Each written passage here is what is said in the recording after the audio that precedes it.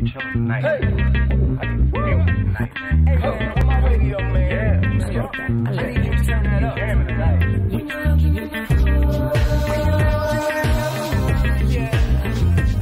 Turn on the radio. You and I turn on the radio. Yeah.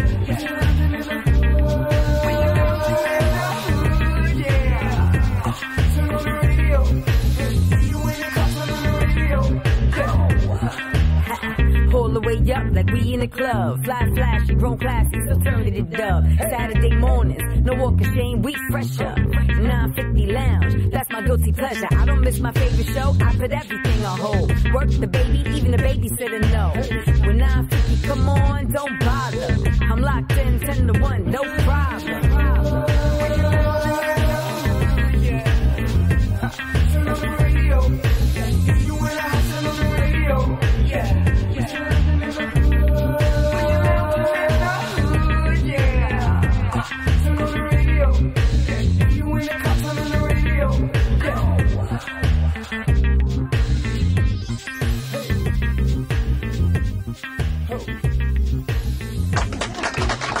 We're joined by a young lady who's taking the world by storm. She's touring and she's bringing a lot of awareness, especially to the African American community, and really more than just that, to the world in general. Ladies and gentlemen, welcome to 950 Lounge, the lovely and super talented Rashida Strober. Welcome to the show. Thank you. I'm glad to be here. Thank Without you. question. Strong J. I gotta clap. You got the name right. Strong J. That boy's good. That boy's good. Thank you. Randy Watson. This is what I have to do. See, Rashida, you're a woman of industry, so you understand this. You know, when the employees start to holler, and when Wait, hold on. You in the NFL now? No, I ain't the NFL. Don't go there. I'm a Negro League. Don't go there. I'm the Homestead Graves. How about that? So when the head dog just keep quiet, they don't know what to do. Like, okay, do we keep clapping? He'd act like King Joffy. Oh my gosh. Oh my In goodness. any event, Rashida, welcome to the show. Thank See, you. we don't make none of us sleep obviously because we're all a little goofy. But again, you're in town. You got your one woman play tonight. Yes. And you are what you describe yourself as a dark-skinned activist. Can you explain to myself and our audience what is a dark-skinned activist? Absolutely. I'm the dark-skinned activist. Okay. And All right. no, I don't say that out of arrogance. I say it because people did not believe in what I'm doing. They thought it, in fact, all over social media, people said, what the hell is a dark-skinned activist? They still say it. Right. What are you talking about? This is crazy. But what dark-skinned activism came out of is my own life experience. Yes.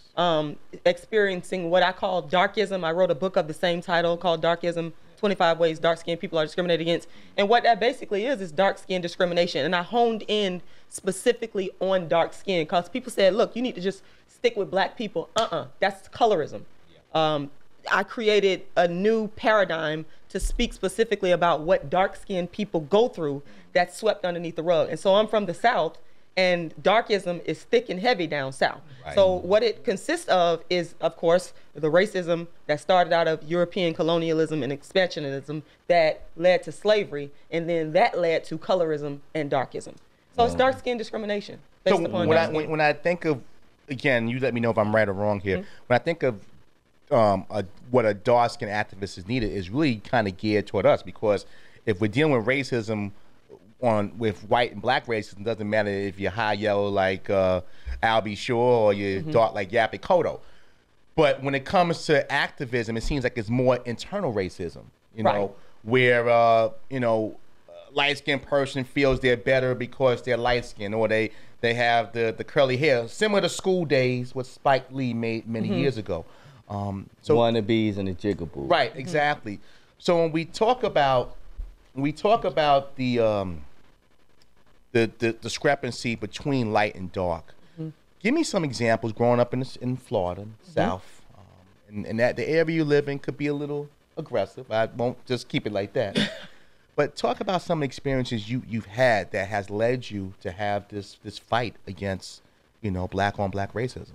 Oh man, absolutely. I got a lot of stories. I might be here all day, but we got time for you. In my family. Break it down. In my family. And I want to say shout out to my cousin Jamisa. She's light skinned. She's what let me just preface it with saying I have an aunt who will always tell me that my great grandmother is Indian. Right. And my cousin took on, while I have the high cheekbones, my high cheekbones and broad nose, which is Indian characteristics, looks manly. They've said this. But my cousin, she took on the good characteristics, the good hair, the light skin, and so therefore she got better treatment. She got told she was beautiful, she got money, she got attention, all the things that a child, especially a girl, would want growing up. She got it, I didn't. That's darkism in my family. And they will tell you, oh no, this didn't happen. But let me tell you something, it happened, okay? In St. Petersburg, there's a lot of Chinese restaurants, a lot of Indian establishments and whatnot. Every time I go into one of these establishments, I experience what's called darkism. Meaning I get in line, this happened about, I want to say about 3 weeks ago. I got in line at a Chinese restaurant to get my aunt, the same aunt who brags about my Indian grandma. She asked me to go get her some food. I'm standing in line. A light-skinned black woman walks in and they take her before me. This has happened to me so many times that I can't count. Went into an Indian establishment, same exact thing happens. So down south, it's like the darker you are, you're not gonna get the same level of, even with black people. You can walk into a store and a black cashier is taking care of a non-black person. They all happy. Thank you, sir. Thank you, ma'am. Soon as you get up there, they got attitude. It's like, you could be nice. Hi, how you doing? They got attitude. Those are the types of things that I refer to in my book as darkism. Those are the types of things, that's the big elephant in the room that's been swept under the rug among black people that nobody wants to talk about. So I said I'm gonna blow the issue up because people are saying, I'm tired of you talking about dark skin in my family. This started way back in the 90s. You know, I did a lecture on Alec Weck, the dark-skinned Sudanese supermodel. Right, that was back in 98. In 98, yeah, you got it. Thank you for doing that. I do my You do your I write research. my rest of my cast. Yeah, so all these things happen to me, and I'm like, wait a minute, something is not right here. And I'm not gonna sit here because I know I'm talkative now, but I was an introvert. I was quiet and dark-skinned and just taking people mess. And I said, I'm not gonna do it the aggressive way and wind up in jail somewhere, because you do know that dark-skinned people get more prison time. That's a fact. Yeah. Proven by the scholarly research. I said, I'm not gonna do that. I'm gonna deal with it through the arts. So it's safe to say you was the black sheep of the family. And see, even the word black sheep, I would consider that to be darkism. But yes, for lack of a better term, I was. Yes. So when we had these conversations about, and I kind of really, even though we're in 2017, getting ready to go to 2018, it's still a form of slavery mentally. Right. That we had this mindset where the light-skinned person's in the house and the black dark-skinned person in the field. Or you know, still got that. Right, but that mentality still exists. From slavery. Right, it's still a mental mindset, and we do it to ourselves. And I used to think, you know, like, do we know what we're doing, or is it just something that are we cognizant of what's going on, or it's just because it's the way we feel we've been taught? You've experienced this in your own family, so it's actually like, you know, a divide in household. Do you feel like your family is doing this to you, or have done this to you? More just because it's just a mentality, or it's because they really have these feelings about race amongst themselves, which is almost a form of self-hate. It is. Yeah. And that's a great question to even ask, are we doing this, are we aware of what we're doing? Right. I don't even think some people are really aware of it. I just think they just react to it naturally. I think until somebody, like you doing, you bring it out in the opening. Some people don't even know how they treat you until you check them. Oh, I didn't. Yes, you have. Yes, you have. Right. You know. So, I think because basically, I think it's more being ingrained, because it's so much been said and keep on going. Because if you look at a lot of the things, like when it comes to the models, looking at the TV shows, you're looking at a lot of different things. They don't show too many dark-skinned people on it, and they show it's always like white is right, light skin is better. And then you're always trying to keep on going with those same type of characteristics. Look at what some of the commercials that they just had not long ago when they were showing, I forgot which product that was, when they were showing a woman who washed herself up and then she all of a sudden turned from like dark to light, which made no sense to that. Dove, I think. A Dove commercial. So, you know, when you look at it, and the reason I say it's ingrained, because I mean, like yourself, because I'm same complexion as you. I have experienced a lot of that, and I still experience some of that stuff till today. And it doesn't matter where you at, if you're in the north or if you're in the south, it's all over the place. A young man I know, he just became a model. And the wildest thing, he told me, the model agency, they're looking for dark-skinned models now. Now, all of a sudden, it's in. And he told me this. I was like, wow, and they just they proclaim stuff at you. They throw it at you. Right. To say we looking now. So now dark is in. No, but that's only because in a modeling situation, that's just about money. But if you're going into a business or going to certain places, they're not really given that much opportunity. If they do give you the opportunity, you're getting way lower funding than the other persons that may be either light or white. So you're not getting that much to pay as much, because I can look at right now, like within my own job that we have, I'm looking at some of the people that's in higher positions, that's our complexion. They not getting that much as their counterparts who may be lighter or white. And you're looking at it, you're like saying, wow. And then they even look down on you at certain things and make you want to do like I'm just saying like this, a manager is supposed to manage people. Why is he going out there cleaning bathrooms and doing other things where another manager wouldn't do that? So you're looking at like you giving him more duties and more things for lower pay, but the other manager that's either lighter or white don't do those things, and you letting them get away with things. Look at the fact of how we even use Webster's. Like if you get the word white, this is really, going to Webster's right now. Yeah. It's clean, pure. It's pure. Right, wrong, black, cryptic, evil, Blackballed. So, yeah. So these words. And we say, but I'm in advertising. If you constantly say something, Pavlov's dog, it's going to be conditioned in you. Exactly. And that's what we're going through now. We're talking to Rashida Strober again. Come out tonight and find out more information on the Black Skinned Women's Revenge Tour. I'm going to try to get there myself because I'm excited to hear that. Hold on, Rodeo. I'm excited to hear that. I want to dive in to Kendrick Lamar. Now, obviously, a couple years ago, you had a really serving volley internet situation with Kendrick. Can you dive into that to our audience? Of course. The way that came about is the work of dark skin activism. I tell people, and they think it's a joke, they think it's a game, but it's never been to me. I've been taking the hits for dark skin since 1998. And so this situation came out of that. So what I've been doing is a form of counseling where I counsel dark skinned people contact me all the time and they tell me their stories, because they know I'm not going to judge them and I'm going to believe them and I'm going to listen. So there was a young lady, I had been counseling her and talking to her for probably like a year before this incident happened. Right. And her boyfriend left, she's dark skinned, her boyfriend left her for a non-dark skinned black woman, but he was still coming back to her, basically using her, getting money from her, giving her the false hope that he was going to be with her, but still with the other woman. And she was just tore up over it. So me and her had been conversing about this for a while. So anyway, she came to me one day in my inbox. She said, Rashida, have you seen Kendrick Lamar's new fiance? And I said, no, I don't follow Kendrick Lamar like that, because I'm from the 90s. I grew up on the Lauryn Hills and folks like that. Hallelujah. Thank you. I don't follow Kendrick Lamar. But because me and her had been conversing, she said, go look it up. Right. So I looked it up. And I just went and said what I said, like without even thinking about it. Now, I will say, I had a show called The Dark Skinned Woman's Revenge that I started in 2012 in Clearwater on Get Live Radio, where I talked about black celebrities, males that I call them darkest, that don't like dark-skinned women. So now we see people talk about it. I've been doing this for the longest. It was nothing to me to just say what I had to say. So I was like, when I seen that, like, get the attention, I was like, what? I've been doing this for the longest. Like, so what? It was just another day for me to talk bad and say what I had to say. Right. So that's what that was. Right. That's all it was. So people just went crazy. Even to this day, like, people all over the world, they still like. Oh yeah, when you Google your name, then Kendrick comes up like y'all were a couple. No, no. I wanted to ask you what triggered you to say enough's enough. I need to put my voice out there about the imagery of dark skin, not just women but dark skinned people. What day did they say I can't take this no more? I got to speak out. What triggered you? It's so many different things. It really came from really two things, if I want to narrow it down.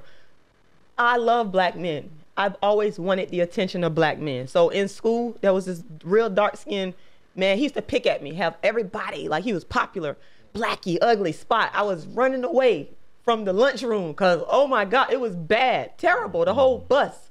Like I ran away from the food myself, You know what I'm saying? So that, Right. in my psychologically, I was like, well, dang, how can I get them to like me? And then just people, every time I turned around, somebody was saying something negative about a dark-skinned woman. And then living in the South, the experiences that I have in the South with everyday interaction, I said, I'm tired of this. So I would talk to my family members. They got tired of it. I don't want to hear this dark-skinned stuff no more. So I said, you know what? I'm taking it to a global platform because I know it's other people out here, and I've been touring, and I've met these people. They told me, I know it's other people out here that have experienced this, and I'm just gonna talk about it and let the chips fall where they may. If people hate, go ahead. I don't care. What else? I got nothing to lose. So that's really what it was. I'm so, again, like I said, we're talking again to Rashida Strober, dark-skinned actives. I'm really proud to have you on because, again, by doing this research, it amazed me how much hate I found about your journey, your plight, what you're bringing to light, and it wasn't from white folks. It was from black people. Exactly. It's always like that. Right, but I'm just saying. I saw the comments. I'm like, you know, I mean, obviously, I'm a realist. I'm from New York. I'm a realist, but just some of the words that ask people, because I think when somebody types something, it's more than just talking it. Oh yeah. But you got to think it out and put it in grammar. And I just said, wow, this is, to me, like, maybe it's our problem. It is. We got to take a quick break, but I want to ask you before we go to break, through your experience in life, has it been more racism geared to you from blacks or whites? I would have to say equal. Okay. Equal. Yep. An equal amount. Because, again, but what pains me the most is the black on black. It's not even the white folks. It's the black people that's doing it. No doubt. So, yeah. We're still joined here by the super talented Rashida Strober. And again, you know, before I continue on with this great conversation tonight, get out to Mayless Documentary Center, 343 Malcolm X Boulevard in Harlem, and go see this young lady one woman show. It ain't Tyson, it's much better. Talk about the one woman show concept and how you came up with these characters. I saw bits and pieces of it. I'm like, wow, I don't know how to. I guess I'm just going to wait till I ask her on Saturday. But talk about this one woman show that you created. Absolutely, glad to. So back in 2006, I was living in Los Angeles, and it was not a lot of work for. I'm an actor. Actors out there. So I had a brother named Stephen Meeks. I never forget. He worked with the great Donny Hathaway, who's my favorite artist. He said, Rashida, you gotta write your own one-woman show. And I was like, what? I'm not a writer. So I went ahead and went through with it and wrote it. And he was like, just write about what you've been through. Yeah. So I wound up writing a piece called A Dark-Skinned Girl's Triumph, the Rashida Strober story. So people was interested in the dark-skinned stuff. Like my family wasn't, but the people in LA were. So I said, So then I wrote the sequel, which is A Dark-Skinned Woman's Revenge, in 2006. And it went through a bunch of revisions and rewrites, and people kept turning it down. And I wrote it because I wanted to give other dark-skinned women work. So there's 6 characters in there. Yeah. But due to a lack of funding and people not believing in it, I wasn't able to make it a full production in that capacity. So I said, forget it. I'm just gonna play all the characters. And that's what I did. So I just started developing it, just rehearsing constantly. And then I did a bunch of readings in St. Petersburg where, you know, the playwright will just do readings of the play in character. And it became a full production at the Atlanta Black Theater Festival, the DC Black Theater Festival. And I just been touring it. Went to Tucson. I got Phoenix coming up pretty soon, working on Los Angeles. And I just said, it's just really a labor of love. So the characters are based off of myself, my mother. She's tall and dark skinned. We used to go to church and people used to pick at her. Here come that black, dark, ugly woman with all them kids. They used to say all kind of stuff. Cause my mama used to be shouting and speaking in tongues, and they would make fun of her. It was off the chain. We know something about that. That's what she used to do. Hodiakidi, come be all that. I was knocking like, over oh chairs. God, yes. And people was going laughing at her. I used to be so embarrassed, but yeah, we were too. Yeah. We went to a Pentecostal church, so we did too. We probably was in the same church. We could have been. It's a good thing that in my mama's church they didn't have solid pews because she would have no legs. They had folding chairs, so Oh. But if they had solid pews, I don't know if she'd be that spiritual. No, Right. I seen a lot of solid pews get knocked over now. Yes. My Like church, the they just- Kool-Aid man run through the Yeah. pew. It's not a game. Yeah, like the movie when the water went up, you know, the cheers that's parted. Yeah. It's not a game in the Pentecostal it's church not. at So all. Again, get out tonight. The show starts 6:30. Nice Yes. early show. Dinner and a play. Go out and support black business and black entertainment. Because that's really what it's all about. Go ahead, Ed. I have a question for you. So now with the show that you're doing, now when you're doing the show, you're doing like multiple shows as you go along around the circuit and everything else. Is each one unique, or they just keep on having the same thing over and over again? Yeah, it's the same show. I'm playing 5 different dark-skinned women, and what I do, and I was conflicted about this because someone that I was working with, they said you can't keep putting your new life experiences into the show, and I said, wait a minute, this show is organic. Yes. So stuff that happens to me, I throw it in the show it's about because I me. be so mad about it, Yes. and I can't go beat the person up, so I just go put it into.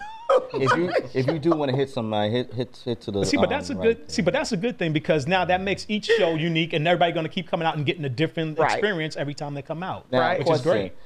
Now you do the show. Is the show good therapy for you that you can get a lot of your aggressions out? That's exactly what it is. Because I be, like I said, I ain't gonna lie. I had a recent situation I just came You ain't got up. no aggression right now. I could, but no. I said everything to the No, right. no. It's pointing to the man right there next to her. You keep No, I saying had dumb a comments. situation with darkism, and I was so angry with this particular person. Right. But I just redirected it into the show. I said, I'm gonna get this person in the show. I'm gonna get her. The revenge is gonna be for her. I just want to ask you a question outside the show. Sure. What do you think about black men dealing with white women? I want black men to stay with black women, and here's why. It's a political thing. I feel like we are in a war in terms of the black family. The black family is under destruction. And so the reason why black men and women need to stay together is that's how we get out of that war. I don't see any other way. So if the black man is leaving us, going off to, other races of women, who do we have there to sustain the family, to take care of the children, to economics? That's a big thing. Yeah. You're taking the economics. That's why I get upset with a lot of these athletes and entertainers, because they are black economic development. And if you are marrying or dating a non-black woman, you're taking black economic development out of the black community. I mean, people have argued with me online about this so much, but I'm over it. It just is what it is. Suppose they say, but I love him. Well, I understand that, but we also have to look at this side of the argument, that preference is a construct. People are always saying love is love, and it's a person's preference. We also, in the context of living in America and our situation as people of African descent, preference has been constructed. The media has used different images to construct what black men like. Right, I mean, we can. It's a proven fact. So you got a situation where you see these little black boys growing up watching TV. They're not seeing beautiful dark-skinned women like they should. They seeing the crazy ones. They seeing us act crazy and act a fool. Right. And Like so those they, reality shows. They always, the darker the woman, always acting more crazy. It's a lot of darkism on reality shows. Just recently, that chick on Love and Hip, I ain't gonna even talk about that right now. But she was tripping. She was tripping. saying that something about the dark-skinned women need to stop bleaching their skin. All these different things that we allude to create conflict and to make dark-skinned women look bad. Yes, some of us are making our own selves look bad. I'm not going to sit up here and deny that. But the media as a whole does not put out enough positive images. I mean, they give us the token dark-skinned woman, like the Lauryn Hills and the Lupitas every now and then. But why can't it be in balance? Why can't we have the same number of dark-skinned women as we do non-dark-skinned women? Just like what you said, how the media portrayed. Michael Jackson was ashamed of his blackness, and that's when he started, with the bleaching and everything. Right. Don't you climb trees? Sammy Sosa, which is, the whole body. You don't even know who Sammy is now. Well, let's bring it around, because obviously, we know we have a problem, and I like to always do this because, again, we can complain and talk till the cows come home, but we need to have solutions. Obviously, what you're putting out tonight and what you're doing on tour is a solution. your books are solutions because it's giving people who may feel less of themselves an opportunity to feel empowered and strong and know that they're worth something. Give me a couple of steps. Somebody listening to the show today, maybe they're dealing with that. They're a person of darker hue or maybe even lighter hue and just dealing with that negative connotation that they're not really worth anything. Give me a couple of steps on what that person should do and how they can handle themselves to make them feel a little better. Well, you have to look inside. First, look inside yourself. Because that's what I had to do. Take some time alone with yourself and to really examine what you're feeling. Look at yourself. If somebody is saying you're ugly, you look manly, these are some of the comments I've heard. I would stand in the mirror and look at myself and just deal with it. It was uncomfortable, but I would deal with it. And then another thing that you should do, which I've done as well, is go find somebody to talk to. Now, you have to be careful with the type of person that you talk to. Find somebody that you know that cares about you. Even me, people contact me all the time, that you know that cares about you, that is not going to judge you, and that you can really pour your heart out to and tell them how you're feeling. Because what I've learned is once you talk about it and get it out, like you were saying in therapy, it's therapeutic to get it out of you. So do that. And then in your families, because this is where it happens at a lot. It cuts to its core. Oh my God. Yeah. Black people, we're gonna have to stop treating the dark skinned ones differently than the light skin. We're gonna have to figure out a way to just be honest with ourselves and say, you know what? I am treating my light skinned niece or nephew better than the darks. Stop doing that. Even if it means having to focus and think about what you're doing. It's not good enough for what Rodeo said, oh, we just fall into this trap. No, maybe sometimes you have to have a conscious thought. It's like you have a conscious thought when you order food. You have a conscious thought when you spray deodorant on you. You know where you're putting that pressure at. Have a conscious thought. Right. We know that in certain situations that we have some work to do. Right. We have work to do in the Black community, the Hispanic community. We have work to do a lot of places. But I think by having these type of conversations and realizing there are some issues, starts the healing process. Absolutely. If we just walk around, she the crazy. Like some of the things she probably heard that too. Well, some of the things I read, right? She the crazy. But these conversations are strong. So, I can't continue the admiration because again, it's not easy to be a trailblazer. It's very easy to fall in line. Oh yeah. It's not hard to stand in front. But very hard to stand in front. But now that you do it, has it improved your family structure with you and your family? Oh, yeah. Now that you did the show and everything? They have. They're a little bit nicer to me. It's still the tension that's there because people are this type of issue is so sensitive. People are in denial. They don't like to talk about the light skin. That makes people uncomfortable as hell. That's like good hair, bad hair. Oh my God. You know, good hair, bad hair. Like you have women, I don't want that because I want my child to have good hair. But they coming around. I mean, my brother, he came to my show in D.C. He was one of the people. Well, he was in the front or the back? Oh, he was front row and center. He was right there helping me with everything. So they coming around slowly but surely. They're coming around and understanding where I'm coming from. Will y'all be sitting at Thanksgiving in a few weeks together, eating, breaking bread? So that's a whole different thing. I'm not going to give Rashida. Rashida's not that is the reason I'm vegan, so I don't eat the turkey and stuff, and I don't feel like having a conversation about why. I got a question for you. So now, because just for our audience and everything else, when you are helping them listen to people and everything else, what was one of the most heart-wrenching stories that you heard that really got to you? I've heard people say they wanted to kill themselves more than once. That's it. That's really what it is. If the letters, I never say these people's name out of respect.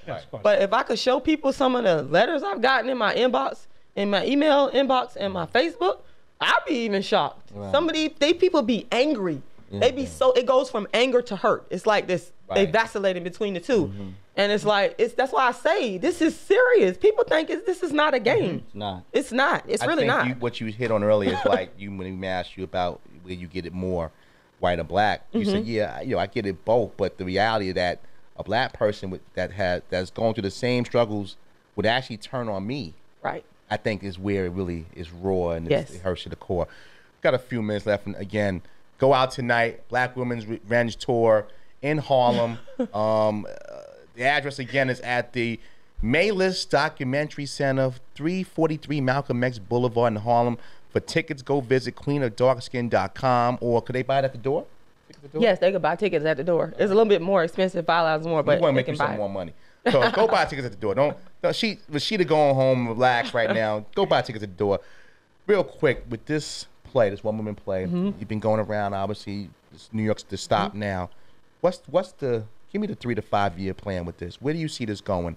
Is it something that you see more just the Tyler Perry situation growing and alleviating to something that can be picked up? Is it something that you want to do for television? Is it a little bit of combination of both? What's the vision you have for this? Give me the storyboard. First of all, to take dark skin activism worldwide, of course, through the medium of theater, and eventually the next step is television and film. And people continue to say to me, "Oh God, this should be on Netflix," or this is like a movie. People have even told me, because some people think I'm crazy, but I'm not. They say, "You need a reality TV show." I'm like, "What?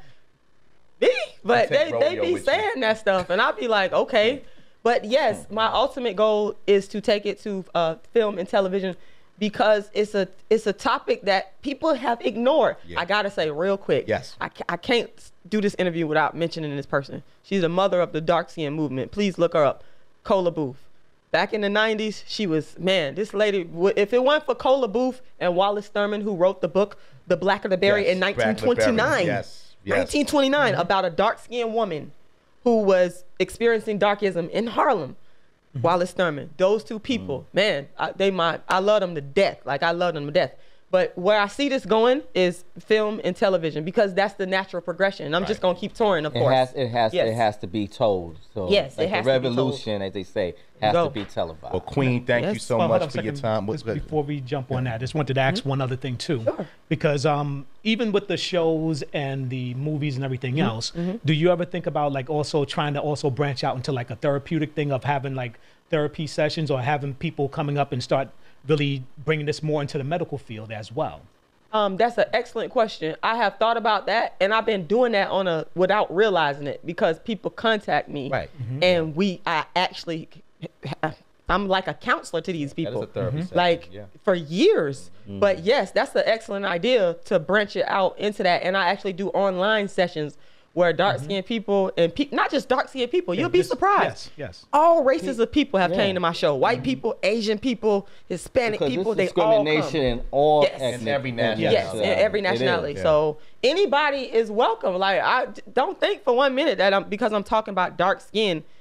Let me tell you something. Studies have shown that this goes on in Asia, in India, Yes. of course, Africa, the West Indies. This is all over the world where we see darkism. So it is something that it's a worldwide thing. It's not just with me. It started with me and me. Oh, I want me a black man. But it's bigger than that, Rashida. You can't be selfish. You see this Asiatic brother right here. Wait. How big do you want it? You know, that's the black man. How Oh, my big God. do you want it? She's an old guard. We don't put the Lord in this. Don't put the Lord in this. We I ain't know, talking about right? Oh, my goodness. No comment. But you know what? What you're doing is fantastic. Thank and also, you. it's like, you know, I know some people like, oh, she's No. like you said, you're not racist. You said all genders, all classifications do you know I had of a people white woman to come see it. to co-produce the show in Tucson. She'd been following me online for about 2 years, and she said, "Rashida, I want to bring you to Tucson." People thought I was crazy. There are black people out there. What you going out there for? And I went. They don't even and it was celebrate successful. Martin Luther King Day. So, They do yeah, now, Rodeo. you know. Wake Oh, up. they do? So, yeah. Thank you. My bad. Yeah, I know. It's universal. Don't talk to him. White Rashida. people He gonna donate make to my himself. campaign. White people made this production happen. No, but you remember, but you still got to remember, because a lot of them still support and do a lot of things. Look at Martin Luther King. If it wasn't for a lot the of them, movement. Yeah, I'm saying, Yeah, but if it wasn't right. for a lot of them helping out the move, because I mean, a lot of people are colorblind and stuff like out there, but they just want to make sure that they just want to be more. You have to have like a pot of gumbo. You got to incorporate everybody so that you can. When last bring time you notices. had gumbo? Last night. Yeah, well, that's why you was here late. Again, Rashida Strober, thank you so much.